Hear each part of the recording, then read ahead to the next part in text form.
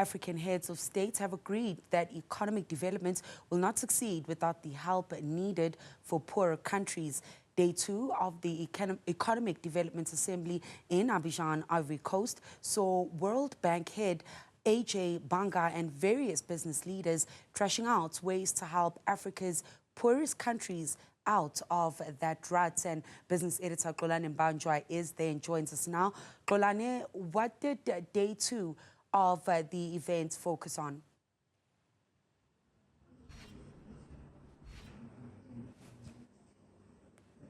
Good evening here in Abidjan and Dogozo. It's been quite a successful Economic Development Assembly, the inaugural Economic Development Assembly that brings together the African heads of state. We saw the Prime Minister of Rwanda as well as the President of Sierra Leone and the Ivorian President among the delegates here, joining the business community from around the continent as well as civil society when it comes to the global citizen and bridge water, bringing together these individuals. It is for one major purpose, to ensure that the poorest countries in the world, and 44 of whom are actually found here in Africa, out of 74, according to the World Bank, those are actually supported in terms of interest-free loans for development. One of the major players is Harith Africa,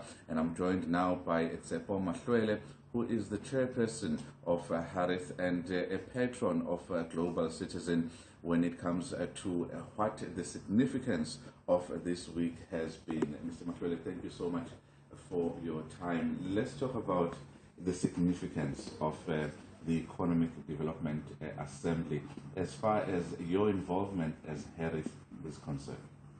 Thanks, Xolani, and thanks for this opportunity to do that. And as you've highlighted, this addresses the strategic development goals of some of the poorest economies in the world. And as you said, 40 of those 75 are on the continent.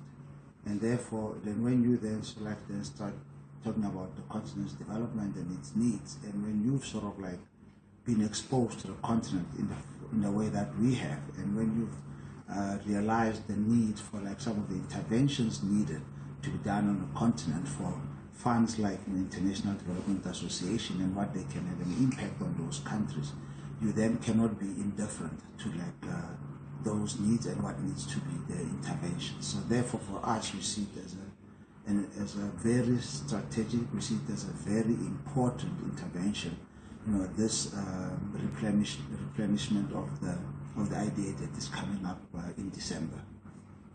What can the replenishment of the World Bank IDA mean for poor countries around the world, particularly those 44 on the continent out of the 75 that have been identified around the world? That $120 billion that you are calling for wealthy nations to be replenished into the fund by December this year.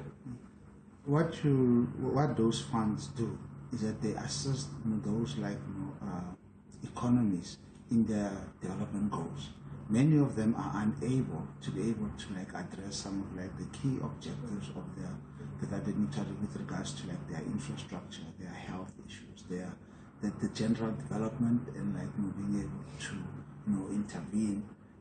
The economies are not that grown or developed or strong, or some of them are over indebted. So how then do you intervene in a manner with concessional funding to assist them?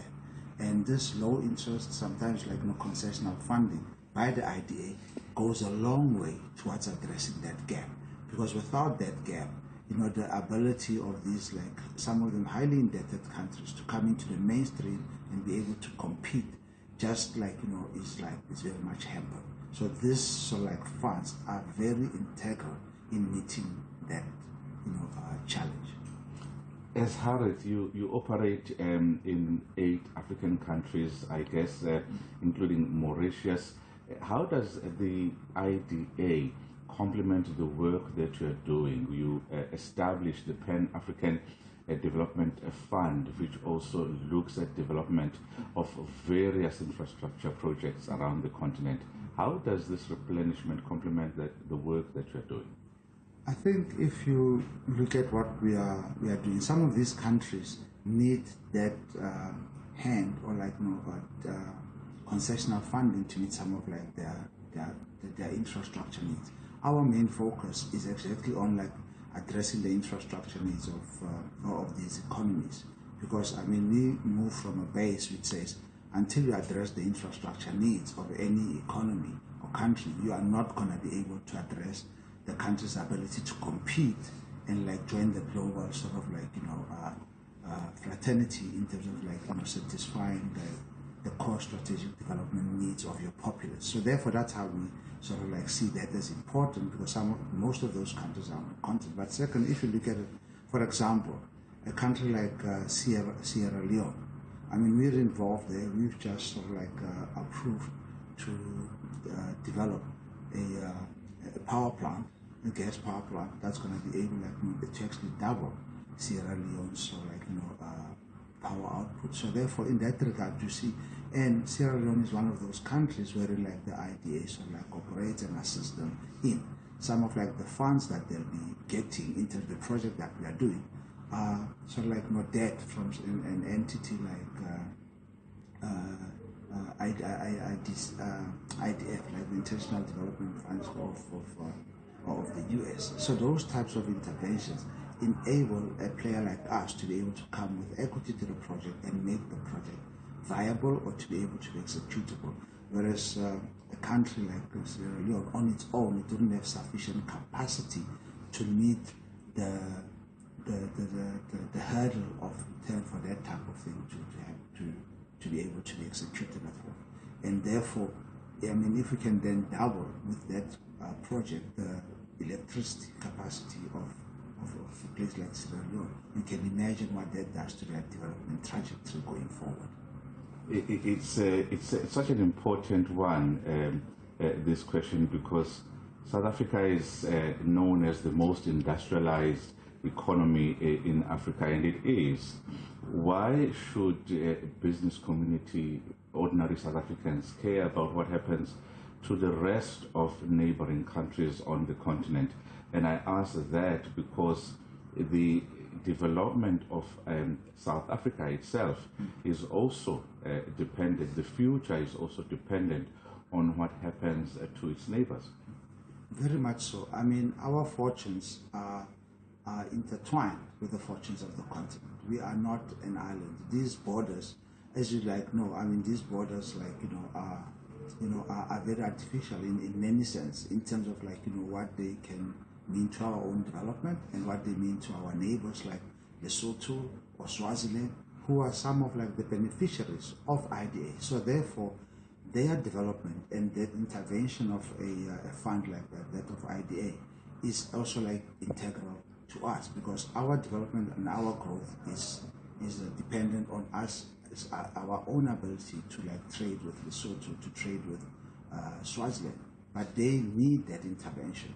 And we also need to be able to expand the markets for us with regards to, let's say, our goods, our ability to trade with these countries which are especially in the SADC area. So we cannot run away from how we are intertwined with those economies. And I think initiatives like the free trade agreement that is being put in place go towards showing how we can, South Africa cannot be an island in that regard. And also because we also need that in the form that we have our own challenges of inequality, of poverty that we need to address, of unemployment. And our own development being intertwined with the development of Sudan means that we can intrinsically benefit out of that, because then the tide will lift everybody within the region. Mr. Mashwele, thank you very much for your time. I guess what was also interesting today was hearing Ajay Banga, the president of the World Bank, saying that his main challenge when looking at the African continent is the fact that it has the youngest population compared to all of the continents around the world, but it is failing to get that youth dividend because it is not investing in its youth. Back to you in studio from Abidjan. Well, thanks a lot, Xolani there. Of course, our business editor, Xolani Mbanjwa, in Abidjan, in the Ivory Coast.